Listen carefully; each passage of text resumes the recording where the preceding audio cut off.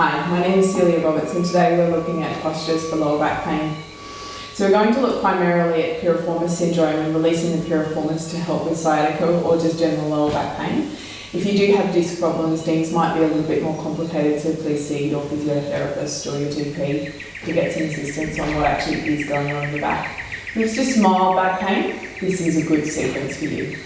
So we start on the back. And we just want to gently hug the knees in nice and close to the chest. And some of these postures can be done first thing in bed in the morning. So this posture here is called Uttanasana and generally assists with lower back pain and stretching out the lower back muscles. And then from there we can take the left leg down and isolate it so it's just in the right side. And you might find one side's tighter than the other, both in the hip flexor and maybe even in the glute or the lower back. So feel free to stay a little bit longer on that side, which can assist with any imbalances. And then we come to a spinal twist. So we take that leg out to the side, and then you can turn your head in the opposite direction if your neck feels okay to do that. Otherwise, you can turn your head to face the knee if that feels more comfortable for you and your body. Then from there, we'll release and change gently to the opposite side. If you're teaching yoga, it's really good when someone has quite severe lower back pain to keep them lying on the ground and keep them lying on the ground for as long as the recovery takes. Particularly if there's a disc problem and you need to practice gently, then having the back supported by the earth is probably the most stable position for that person. And so again, just twisting gently. And focusing on an out breath here will be really helpful in dealing with chronic pain. And also reducing the heart rate and taking us into a more meditative state and the relaxation response. And then coming back gently and hug the knees nice and close. And then we practice here thread the needle posture, which isn't necessarily a classic yoga posture, but it does turn into one when we change its direction. So we hug the knee in nice and close, and you might not be able to touch the actual shin bone, and we come through here. There's a little bit of a hole, a triangle that we use. So we take our arms through here and then pull and then hold, and feet are nice and active. Good. And then we change sides and draw in. So you can hold the hamstring if that's too strong, or otherwise just the shin bone. Good. And then we want to affect the glute muscles slightly differently at different angles. So we hug the left knee over the top of the right, hold in as closely as you can to either the shin bone or the hamstring.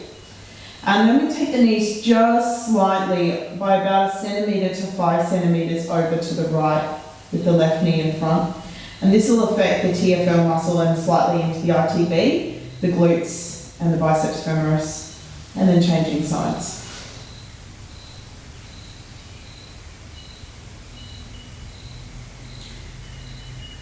Okay. And then shifting slightly over to the left,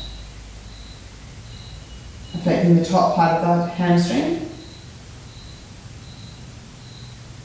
TFL, slightly into the glutes and the piriformis as well. And softly releasing, we will come up to practice here into child's pose. So one of the best strengthening exercises for the back is just a simple cat-cow. And in terms of mobilization, this is fantastic. So the in-breath allows us to rise up and the out-breath allows us to contract.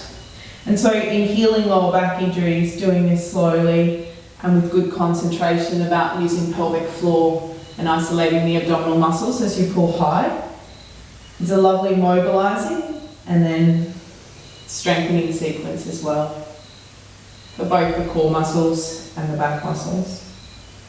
As the back gets stronger, you can add the arms and the legs, so feel free to alternate the right hand to the left leg, and then the left hand to the right leg. And repeat that 6 times on each side. Another great posture is down face dog. So once the back is strong enough, feel free to keep the hamstrings nice and open, because tight hamstrings will really cause lower back problems for many of us as well. So holding this posture for as long as you feel comfortable to practice and getting a great hamstring stretch. Dropping down to the knees and then resting gently in child's posture. Another great one for the lower back, and you can rest here for as long as you like. Okay, moving into a posture that I swear by for lower back pain, Ekapada Rajaputtasana. So we raise one leg high, and we'll start with the left, and we want to draw that left knee towards the left hand, and then slide the right leg back and behind. So this posture really starts to get into the glutes and piriformis muscle, and if the piriformis gets tight, it grips on the sciatic nerve and causes sciatica. So if we want to heal piriformis syndrome, then really trying to stay with this posture for as long as we can for 1 to 3 minutes a day is highly effective. So if you find that you're high up in the air, you can use prop support by putting a brick underneath or a pillow, something that you find in your house, a phone book, if they exist anymore. Otherwise, just a pillow in the bed would be great. And then from there, come down to take the thumbs to Stapani Mama point, which is just separating the frown lines there, and relax into that posture. And hold that for as long as you can, comfortably, to release the lower back. Good. And then we'll change to the other side. Down faced dog is our counter pose. Equalising through both sides, and then when you're ready, raising the right leg high, and then repeating that, holding for as long as you comfortably can.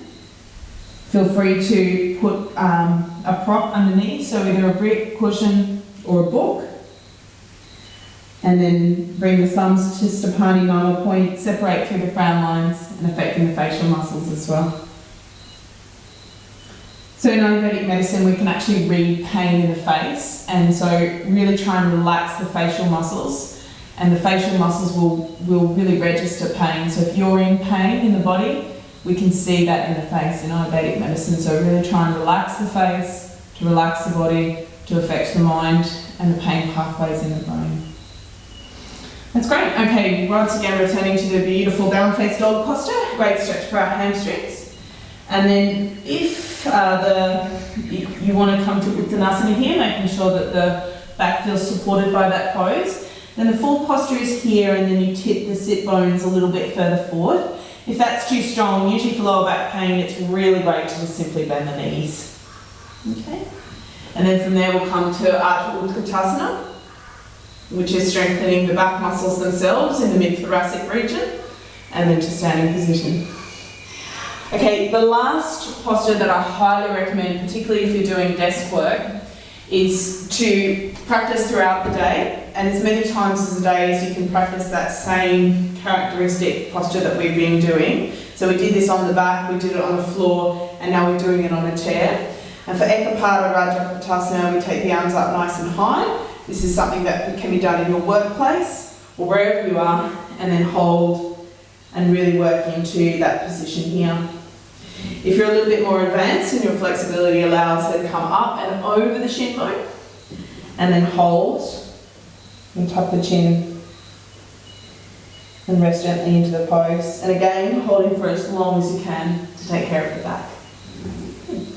And then feel free to repeat on the other side. As you practice this pose, keep the ankle bone nice and active, so don't let the ankle bone be floppy. Try and keep it active, and the foot here, if you point the toes, that can be helpful in sciatica, and if you dorsiflex the feet, that can just prevent any further pain.